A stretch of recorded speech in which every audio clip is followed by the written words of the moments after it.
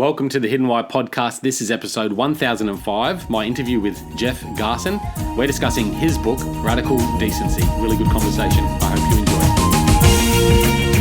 enjoy. Jeff, welcome to the Hidden Why podcast. Great to have you here. Great to be here. Happy to be here. Tell us, mate, Radical Decency. What a great book and great title. Very timely and suitable, huh? I think so. Yeah. But it's always suitable. Well, yeah, that's true. Maybe just more so now. Yeah. I think I'm trying to speak to an issue that's been around really for thousands of years, but I do think it's accelerated in the last generation, last 100 years, because the world's gotten smaller and things have speeded up and everything's gotten more intense.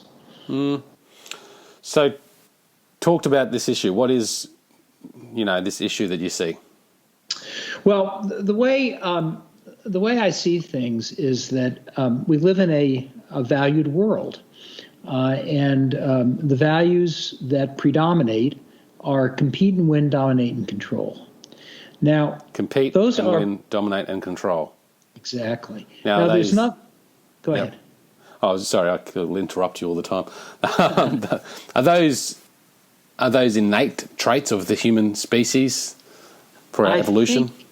I think they're rooted in our evolution. I think they're more related to our fight or flight brain than to what I call our baseline brain, which I think is affiliative. We seek one another out. We seek to be in relationship with one another. But fight or flight is triggered by those values. I want to say that there's nothing wrong with those values. They really serve our purposes in many respects. The problem I think we face is that they're way out of control. So in other words, they show up not just in normally competitive situations, but they show up in our marriages and they show up in our friendships. And they really show up in the way we treat ourselves. It's built in, we want to get the best grades so we can go to the best college, so we can get the best job, so we can make the most money. That's a very competitive path in life. And that's why I say I think those values are out of control. Yeah, now, so related to the fight brain, I mean, you're right, like a lot of those natural evolutionary traits that we have nowadays aren't as necessary because we have a lot already. And I just look at, things like diet and what drives us to, want to eat and eat and eat until our bellies are bloated and overfull. It's just so available. And it's probably similar to this idea of, material possessions and wanting an education so we can get more stuff and have more money and become the best, I guess. Whatever that means, So what concerns me is that I think this overemphasis on those values has, number one, led to a lot of personal unhappiness. And number two, has led to a lot of injustice and indecency in the world. Right. And that's bad. Yeah. And so I'm thinking that we should have a path for living and feeling better as we live our lives and a path to contribute to a better world. Now, if the fundamental problem is a values-based problem, overemphasis on compete, win, dominate, and control, well, we need to look for a values-based solution. So I'm saying we need to diverge from those as our baseline values and cultivate what I call decency, which I break down into respect, understanding, empathy. I'll go slow. Respect. Understanding, empathy. Yeah. Acceptance, appreciation, fairness, and justice. Appreciation, fairness, and justice. Exactly. It's a few there. Was that 7? So 7 values. And if we live out of those 7 values, we're going to get happier results for ourselves personally, which I can happy to describe, and also contribute to a better world. Now, the other key to this is that we are intensely creatures of habit, and we're very influenced by the environments in which we live. So shifting to those values from compete and win, dominate and control, it's a tough road to hoe because you're going to revert. And that's where the radical part comes in. If we're going to have a fighter's chance of really moving toward those values, we have to practice them at all times in every context without exception. Yeah. And we have to do it to ourselves, which is very important, to others and to the world. So that's... I like these two aspects of what you're talking about here. On one hand, we've got this, level of decency towards ourselves and therefore our journey of a happy life, but also a level of decency towards the rest of the world. So I guess we can have a happy, community, happy world as well, that we give back to and all work together towards a more common goal. Exactly. Exactly right. It feels like right now we're at this real big, I don't know what's going to happen next sort of moment. I don't know what your thoughts are, but around the globe right now, and with everything that's going on with the pandemic and global climate change and this continued drive for more money, it seems to be becoming more vicious, I would think. But maybe it's just because of my age and I'm growing up and I'm maybe experiencing it a bit more, seeing it a bit more. But I really feel it's heightened. It's more radical at the moment. I do. I think it's getting worse. Yeah. And part of it is that the world has speeded up remarkably in the last 40 years. And everything's smaller, everything's faster, which means that compete and win can get a lot more intense. And it has. I grew up in an era, I spent 25 years as a lawyer, and the way your day went was you get a letter from somebody, and you'd read it, and then you'd compose a letter, and you'd put it in the mail and send it to him. And 3 days later, you'd get a response back. Well, now everything happens instantaneously. You get an email and you respond, right? Yeah, and get an email on your phone anywhere you are at any moment. Well, that's true too. Not just when you're in your office in front of the computer, unless you've got good disciplined habits. Yeah, and this notion, and again, I have the benefit of having been alive for a long time, but this notion that most of us get up, we don't even get up. We're lying in bed and we reach for our phone and we check our emails, or we check, social media.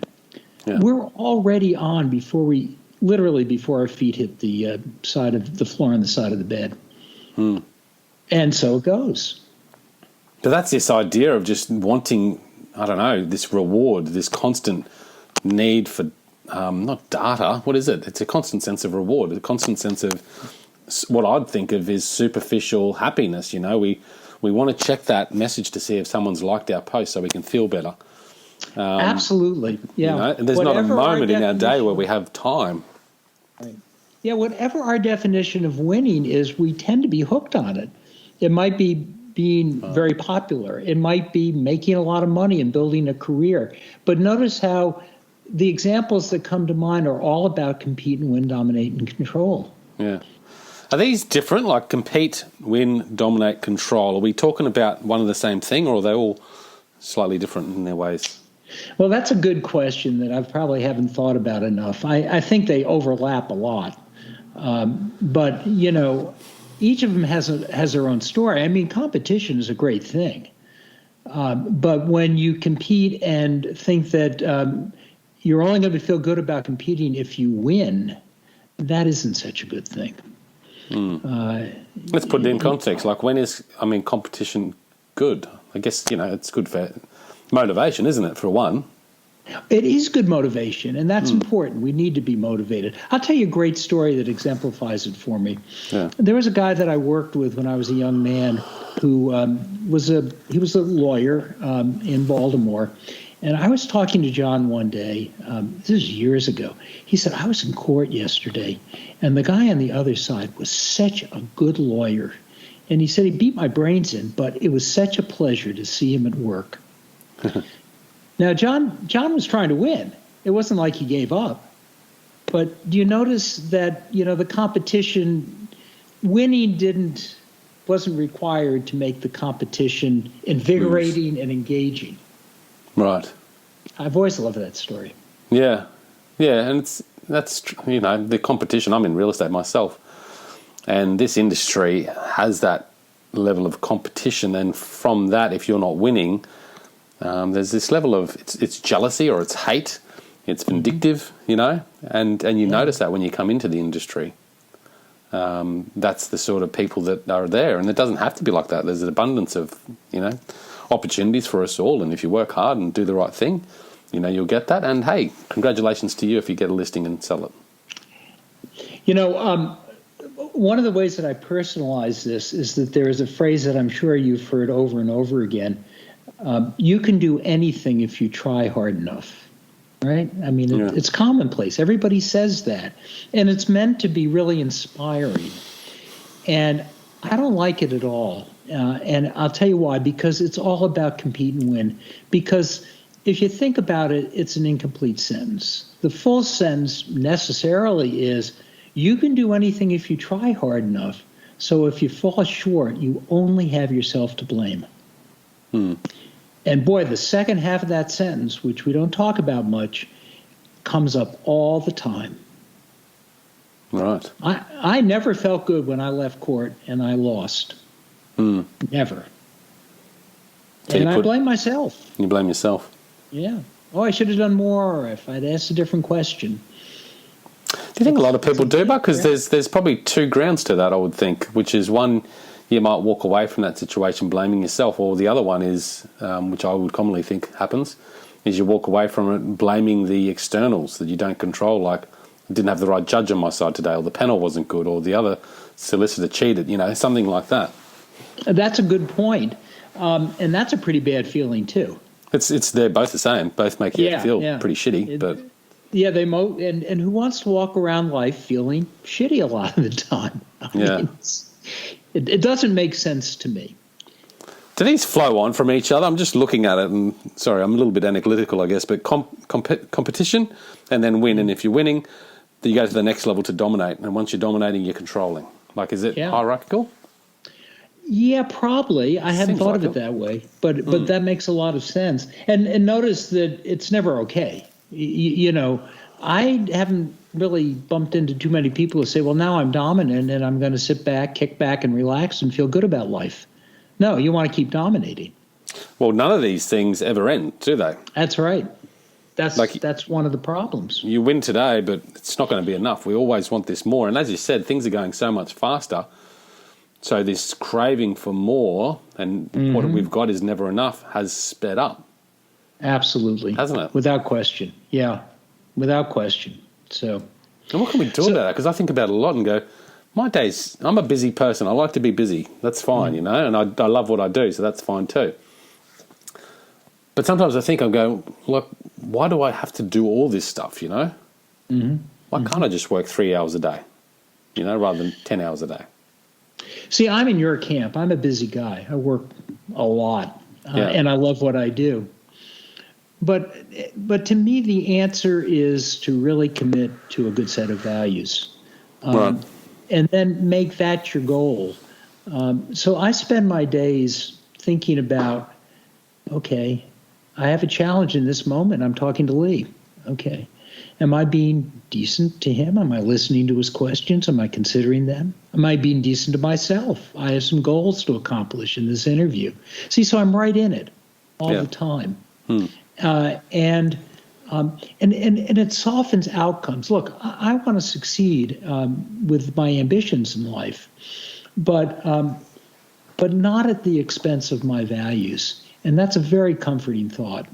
And I always say I'm way more afraid of success than I am of failure, because the need for success seduces you. And I'm not saying I don't strive to succeed. It's just that I don't feel hooked on it. Hooked on it. Yeah. I'm going to succeed on my terms, or I'm not going to succeed. Not succeed at that thing. Yeah. I'll continue to succeed at being the best person I'm capable of being. Yeah. And I think you said it before too, and you just said it again, but when you're hooked on it, when these things start controlling our lives, we're addicted to it and we don't have that control. Right. That's exactly right. Yeah, yeah. I mean, I guess you can choose when you want to be busy. You can choose when you want to do work. You can choose when you want to have a win. But you can also be okay when you're not. Yeah. And notice that radical decency doesn't negate compete and win, dominate and control. No. It just contextualizes it and puts it within a framework that makes a lot more sense for living. And it's an approach that I always say is its own reward. Without regard to outcomes. You want the outcomes you want, but without regard to outcomes, it's its own reward. And I could walk you through that if you'd like. Please do. Yeah. Okay. So the first thing is it's a very here and now orientation. Okay. You got to be in the present. If you're juggling decency to self, others, in the world. Notice I always include self. This is not, there's nothing Pollyannish about this. Yeah. Jeff Garson matters, just like you matter and everybody else in my life matters. But if you're focused on, the art of being decent all the way around, you're very intensely in the present. Now, if you're in the present, by the way, I'm now a psychotherapist, so I, talk about this stuff a lot in these very personal terms. If you're focused on the present, we spend a lot of our time and a lot of our unhappiness is about regrets from the past. Okay. Another huge source of dissatisfaction is worry about the future. But if I'm focused on the present, trusting that this path of decency is the right and appropriate path, each of those falls away. I'm right here, right now. Okay? So it has that benefit. Okay?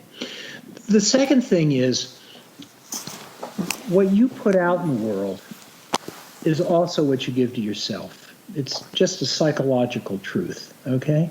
So if I'm judgmental and aggressive and angry out there, I'm going to tend to have a lot of self-judgment. And boy, is there a lot of self-judgment in the world. Yeah, that's a really good point. This is the opposite of self-judgment, isn't it? Because I'm going to respect and appreciate and be empathic to me and to you. So if what goes in and what goes out tend to converge, well, this is a pathway to less self-judgment, which is a better way to live. Okay. The third point is it simplifies things. Yeah. When I was a lawyer, I was a good lawyer, and there was always that question of, he's missing something here. I could take advantage of him. Should I do it? Maybe I should. Maybe I shouldn't. And there was a lot of confusion. Yeah. And about choices in life. Should I go with this firm? They're not really nice people, but I can make another $50,000 a year. Well, these values simplify my choices. They're just. It would make no sense to go there because it's just not. It's infertile territory for somebody who wants to live the way I want to live. Not aligned. Yeah. And then finally, it gives me an ennobling sense of purpose. Right. So to me, that adds up to a good life, which is why I always say, do radical decency because it's the right thing to do. But keep in mind that, it's the best path I know of to a better life. This decency, when we practice it radically, you're saying it brings us in more to the present. So then dissolves the past and the future. So we're focused on the now. When you talk about the values, is it these values you talked about, respect, understanding, empathy, acceptance, or do you talk about finding your own values? Because I think often about this, and I like the Stoicism, studying of Stoicism. It's very much aligned with what you're sort of talking about too, I believe. Right. And that's where, I just want to be more conscious, and I'm not perfect by far, but more conscious about my actions and how I act with integrity to my values and my beliefs. And the Stoics sort of talk about courage, wisdom, self-control, and justice, and using them as reasons behind your decision-making and choices. So I don't know where my question's going with this, but I really think, I guess my question is, do we have another set of values personally that then we align with this idea of decency? Yeah, I'm clear about this. This is one formulation of what I call our wisdom tradition. And it's just one, okay? And I think it adds something of value, which I'll explain in a second. But look, the best in Christianity, the best in Judaism, the best in Stoicism, I think, tend to converge where I am. And so I'm very interested in, multiple pathways. And there are multiple pathways. And in a lot of ways, I just stand on the shoulders of a lot of other people that have come before me. Here's why I think radical decency makes a contribution in today's world. First of all, it's not sectarian. It's not Christian. It's not Muslim. It's secular. The other thing is it's nonpartisan. It doesn't belong to, the libertarians or the conservatives or the liberals. And so I think a formulation of this larger wisdom tradition that has those two characteristics is a valuable contribution. I love it. Yeah. I love this. How do we jump into this practice of radical decency? Just start. I mean, where do we start with? Like, you talk about respect, understanding, empathy, acceptance, appreciation, fairness, justice. There you go. I can read that without my glasses. I must have wrote it big enough, or just remembered it already. You talk about these things. I mean, do you have to put yourself in the present moment where you can actually be more aware of how decent you're being in any given moment? Do you have a practice of like mindfulness or something that allows you to do that? I think mindfulness has a lot to offer. And I think it's part of this practice because I'm setting up an ideal. And my belief, I can't prove it, is that nobody's radically decent. So I analogize it to mindfulness. What you're taught in mindfulness is focus on your breathing.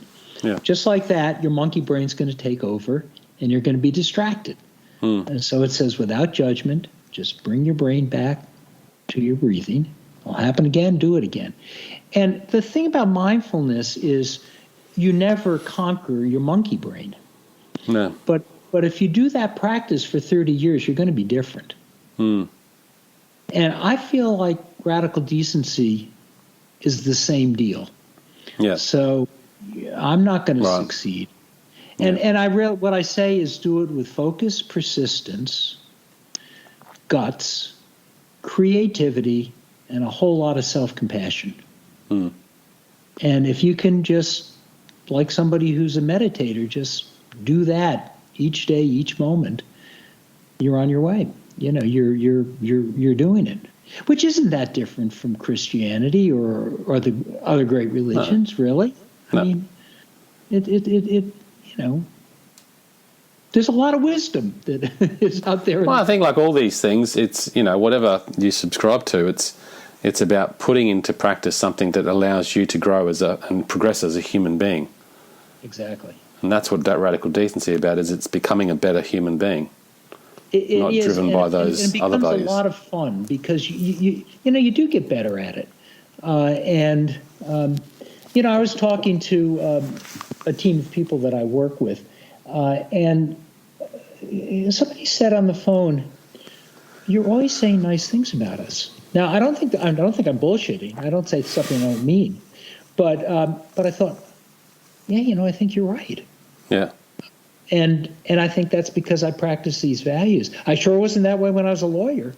If my associate came in with something I didn't like, I'd say, what the heck is this? Go back and do it right. And I think I've weaned myself largely away from that habit by thinking about these values consistently. Yeah. Yeah, and it's something, again, that create that awareness so then you can put these values into your life. Do you have do you practice mindfulness yourself? Do you do meditation or things like that? It's funny, I do, and it's, everybody has their own ways, but I would say 3 or 4 mornings a week, when I wake up just before I'm ready to get out of bed, I do a body scan, which is a mindfulness practice. Yeah. To my surprise, that has become a regular part of my life. And I've dabbled in other contexts. I've gone to retreats and so on. Yeah.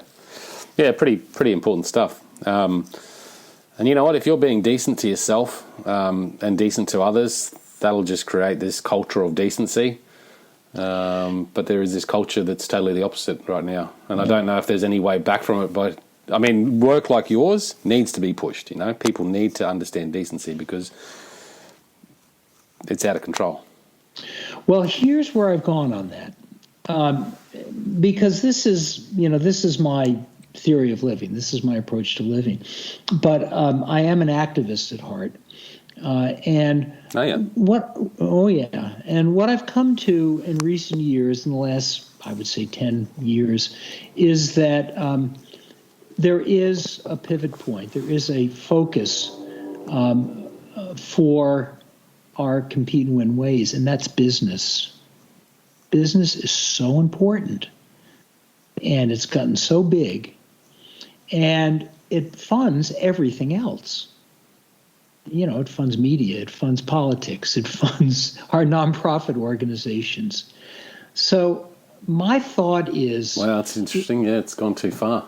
Yeah. So let's bring these values to business. Right.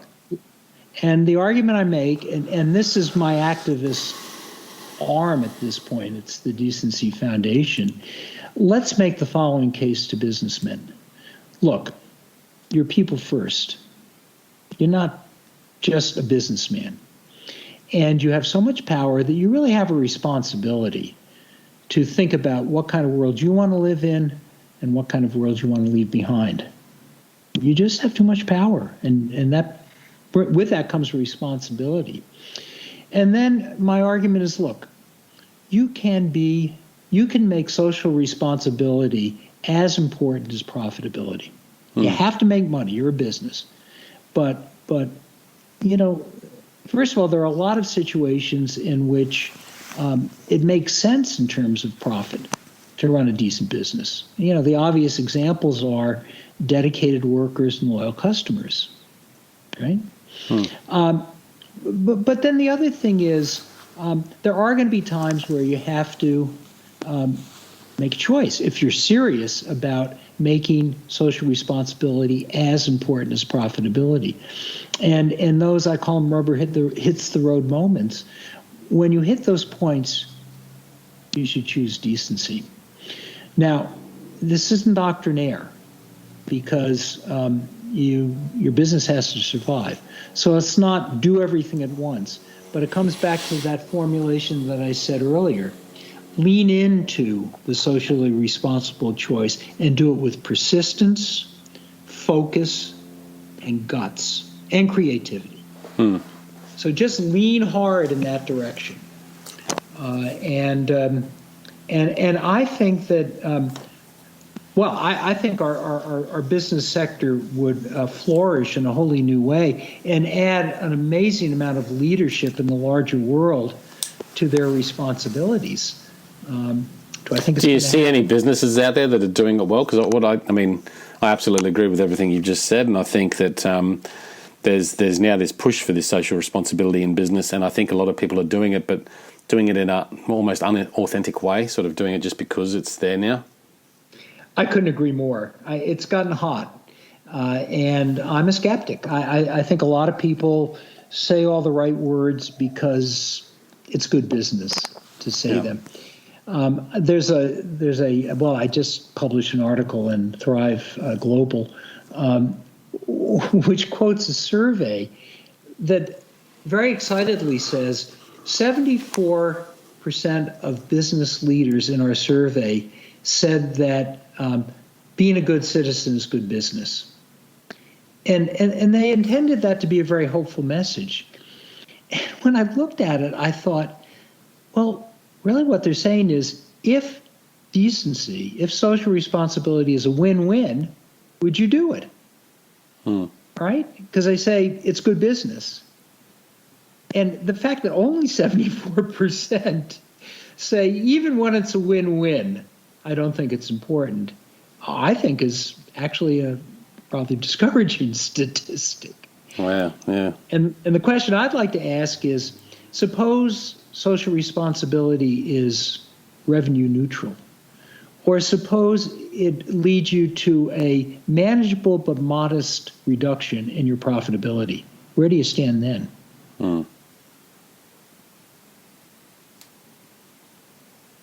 Yeah. I'm just digesting that. I think you're going to be for it.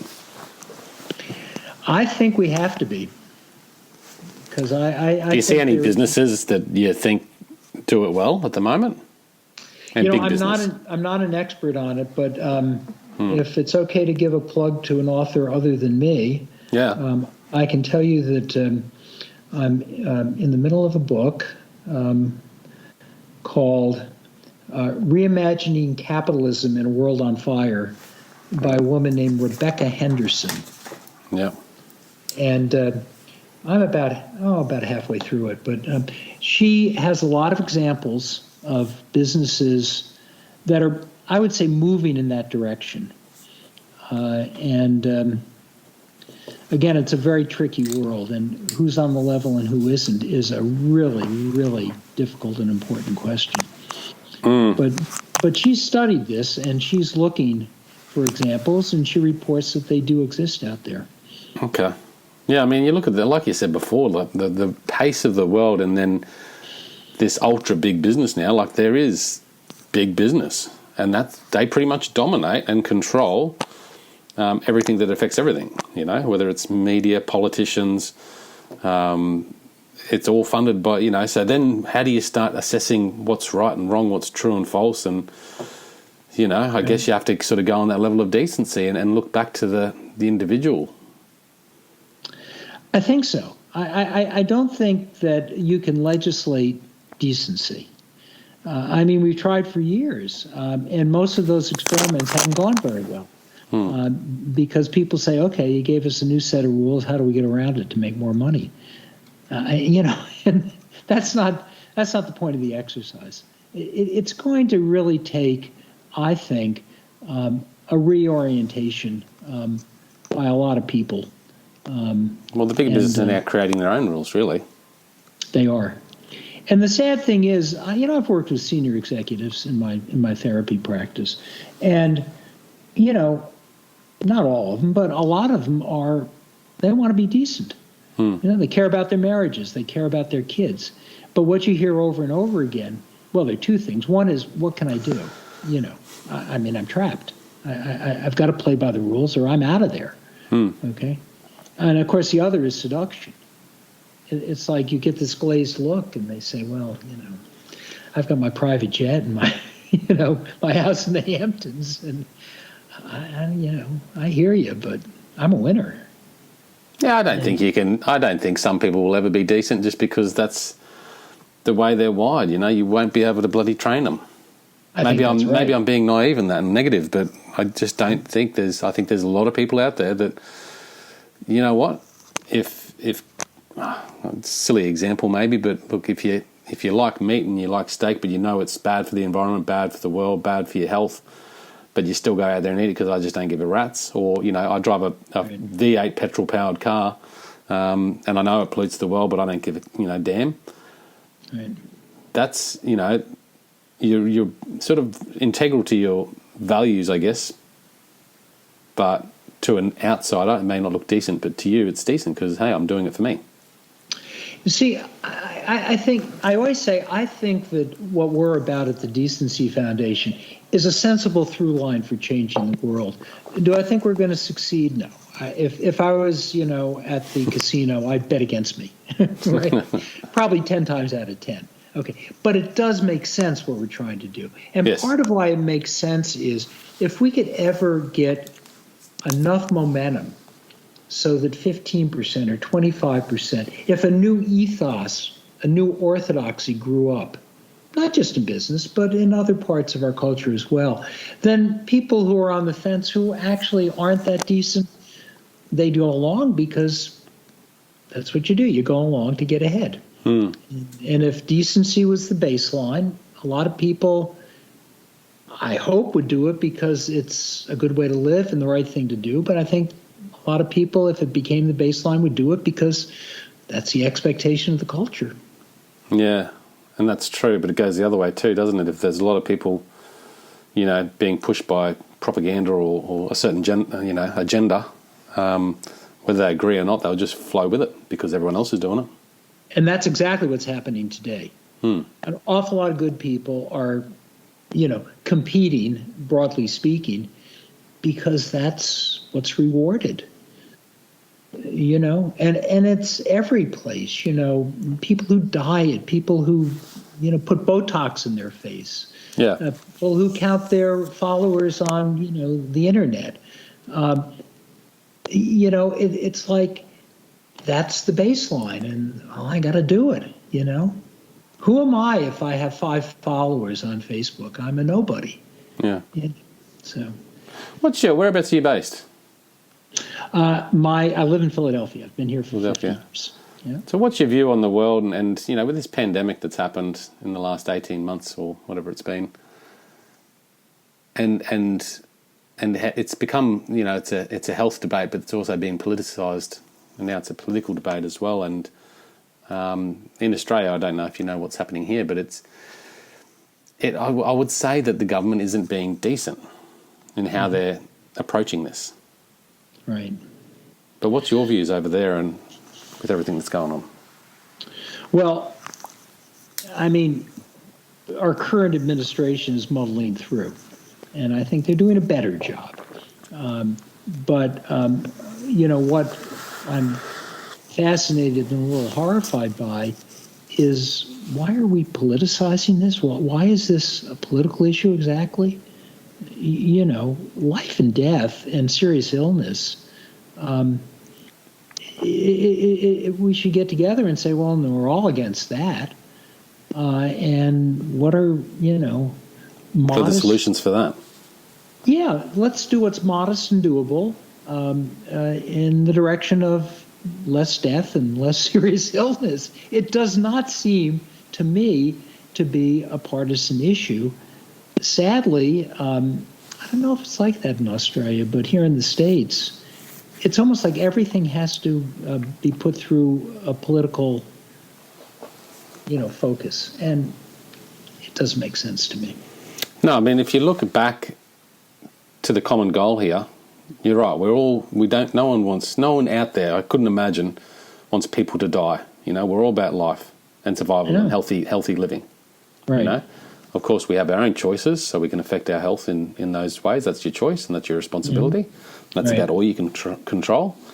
But outside of that, it's the same goal. But I just feel there's this divide, and it doesn't matter which side of the fence you're sitting on. Sorry, I'll get my words together. Right. You can't have an open discussion about it. Like if we wanted to just look at the health issue and look at the COVID pandemic and just sit down as people and just say, okay, well, here's the issue. We don't want deaths and we want to, keep people healthy. Let's talk about it and how we control it. But instead, it seems to be driven without discussion by politicians and companies and media. Right. Those three. Oh, I think that's right, and I think it's very unfortunate. I think, and notice what the tone of the conversation is. In a way, the tone is more important than the substance. How's the tone? It's not enough for people on either side of the divide to say, well, I disagree with you. I think wearing a mask just makes good sense and it's not that obtrusive, They say, what's wrong with you? What kind of idiot are you? What this argument of yours is ridiculous. Personal freedom? You think this is a big personal freedom thing? That's the tone of the people who are, saying, let's, wear masks. And the same thing is coming back at them. Well, you're trying to tell us how to live our lives. And they're not saying, look, we disagree with you. I have a different worldview. Yeah. And honestly, I think if the tone of our dialogue, not just on this issue, but on all issues, could change from I'm right and you're wrong to actually, I think what radical decency would suggest is if I come into a conversation with somebody who differs than me politically, what I should be thinking is I want to really understand as best I can what's going on with this person. And I want to focus not on what he's doing wrong or saying wrong, but what I can do better in this conversation. Yeah. Yeah. And I'd love it if he would do the same. I'm not asking him to agree with me, but see if you can understand where I'm coming from. Yeah. I think a lot would change if we could do that. If we could do that. And I try to practice that myself as best I can, but I know I fall into the trap of not trying to listen and understand because I've got my own agenda, Well, and you're provoked into it. This is where fight or flight is just so important to understand. Right. Yeah. Because when you're pushed, and this is scientifically proven, your fight or flight brain is going to say, push back. Right. Our brain is wired to do that and wired to do it for a good reason, because fight or flight is about survival. It's just that we're using that survival brain in situations where survival isn't at stake.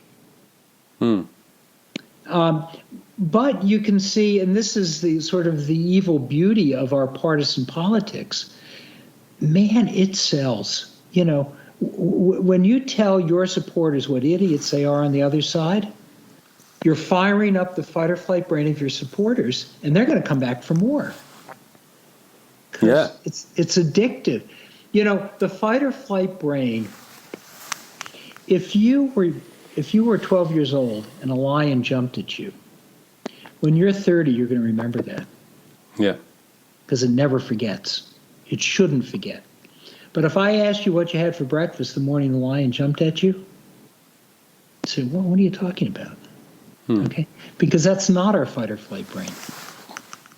So we're set up to trigger and build and, fire up the fight or flight brain, because you know what? Then you turn on, you read your partisan newspaper and you turn on your partisan television station, you're hooked. Yeah.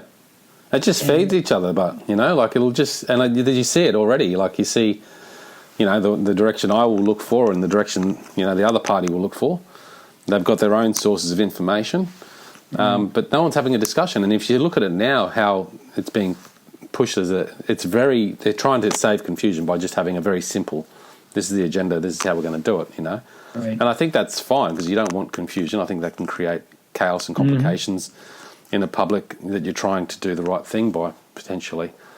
But if they keep pushing it like they do without discussion and conversation, then people on the other side will just fight that more and find more fuel to push back. And that'll create this divide even bigger, won't it? Oh, my God, yeah. I work with couples a lot. Yeah. And couples, in a way, are a microcosm for this. And when you get a new couple, 8 times out of 10, this is the way the first session goes. We're in trouble here. Let me tell you what she's doing because it's driving me crazy, okay? And then she says, I agree with him. We're in trouble. Let me tell you what he's doing, okay? And what I need to get that couple to understand is if you keep doing this, you're not going to get any place, okay?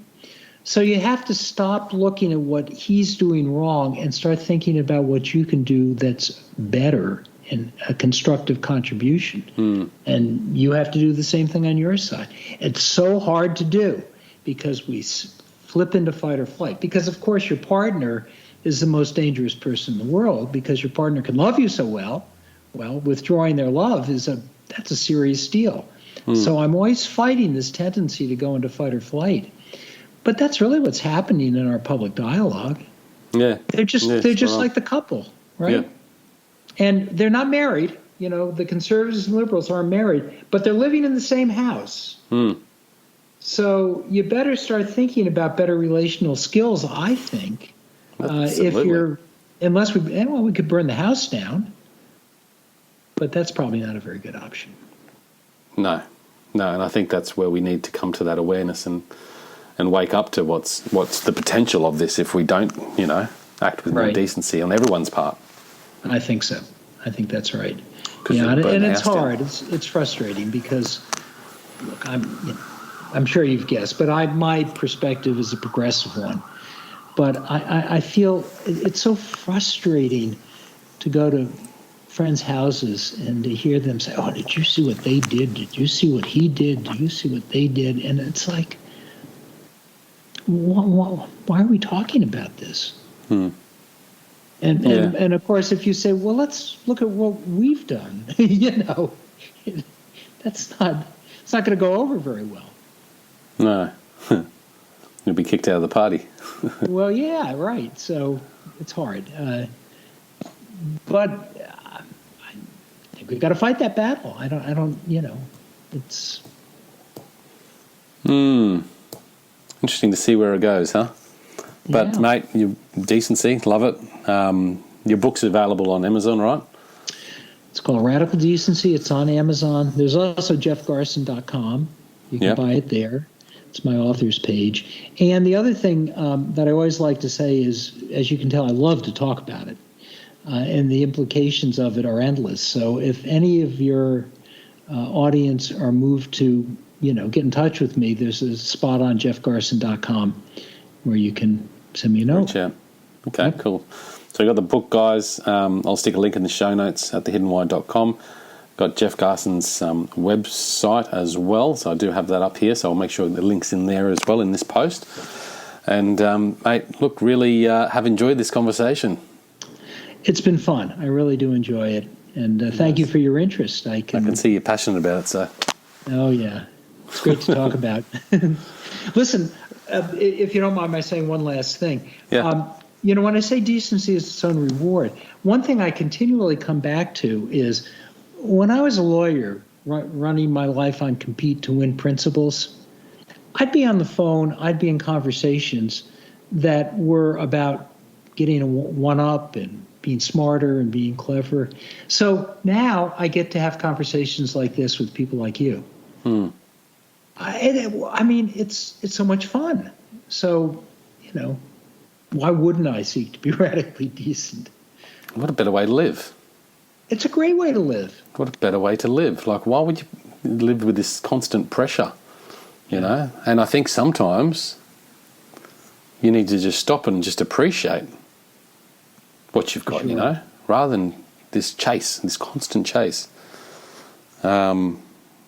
which we're all guilty from. But, there's just creating that awareness so you can be more decent and live a happier life. That's what we're trying to encourage here on the show. Great. It's terrific. Love it, mate. Thank you, Jeff, for coming on. Appreciate your time. Well, thank you so much. It's been a great conversation. I've really enjoyed it. Guys out there listening, check it out at thehiddenwhy.com. Until next time, peace, passion, and purpose. We'll see you soon.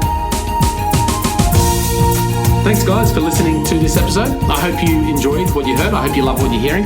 If you like this episode, guys, or any of the episodes that you're listening to here at The Hidden Why, please do me a favor by sharing it. You can share it with your families. You can share it with your loved ones. You can do that by using your favorite social media channels, using the icons on the platform that you're listening to The Hidden Why podcast. Also, guys, if you're a fan of the show, please connect with me. Connect with me at thehiddenwhy.com. I love to hear from you. I love to converse with the people that listen to this show to find out what they enjoy, what they don't enjoy, and perhaps if they have any questions or feedback for the show as well. You can stay up to date with all that I'm releasing here, guys. I do a solo show every Monday, a 3-minute thought every Thursday. I do 2 interviews a week on Wednesday and a Saturday, and a book review every Friday. You can stay up to date with all that by subscribing to my newsletter at thehiddenwhy.com. Just enter your email address there, and also subscribing to the podcast on the platform that you choose to listen to your podcasts. You can also support the show, guys, by using the Amazon links at thehiddenwhy.com. So if you like books, you can get all the books that I review there, and anything else really that you like to purchase through Amazon. So use that link, it helps support the show. And we've also got a deal with Audible, guys. Audible is a fantastic way to listen to all your favorite books. We've got a deal with them so you can get 2 free books when you subscribe subscribe to a 30-day free trial. So check that out again at thehiddenwhy.com. Guys, that's it from me. You know what to do. Go out there, breathe more passion into every single moment. Do everything with greater purpose, and in doing so you will discover your hidden why. This is The Hidden Why. My name is Lee Martinuzzi. Until next time, peace, passion and purpose. See you soon.